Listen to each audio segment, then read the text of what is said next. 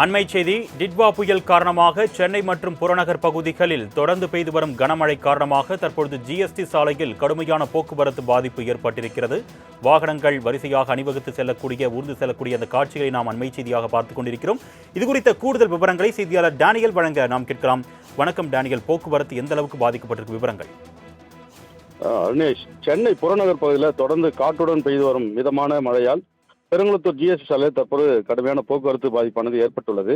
டிட்வா புயலின் காரணமாக சென்னை மற்றும் புறநகர் பகுதியில் தொடர்ந்து கனமழை மற்றும் மிதமான மழையானது கடந்த 2 தினங்களாக விட்டு பெய்து வருகிறது. இந்த நிலையில தாம்பரம் அதன் சுற்று வட்டார பகுதியில் பெய்து வரும் காற்றுடன் கூடிய மிதமான மழையால் பொதுமக்கள் இயல்பு வாழ்க்கை தற்போது வெகுவாக பாதிக்கப்பட்டுள்ளது. குறிப்பாக பெருங்குளத்தூர் ஜிஎஸ்டி சாலையில இருந்து தாம்பரம் நோக்கி செல்லக்கூடிய சாலையில் மழைநீர் தேங்கி ஆங்காங்கே நிற்பதாலும் சாலைகள் முழுவதும் குண்டு குழியுமாக இருப்பதனாலும் வாகனங்கள் மெதுவாக செல்கின்றன. இதனால போக்குவரத்து பாதிப்பானது தற்போது ஏற்பட்டு வாகன ஓட்டிகள் பொதுமக்கள் கடுமையாக சிரமத்துக்குள்ளாகி வருகின்றனர். இந்த பாதிப்பானது பெருங்குளத்தூரிலிருந்து தாம்பரத்தை நோக்கி செல்லக்கூடிய அந்த 0 பாயிண்ட் எனக்கூடிய அந்த பகுதியில இந்த சாலை சுமார் ஒரு 500 மீட்டர் தொலைவுக்கு குண்டும் குழியுமாக இந்த மழையின் காரணமாக ஏற்பட்டுள்ளதுனால இந்த வாகனம் சீராக செல்வதனாலும் இந்த கடுமையான போக்குவரத்து பாதிப்பானது ஏற்பட்டு வருகிறது.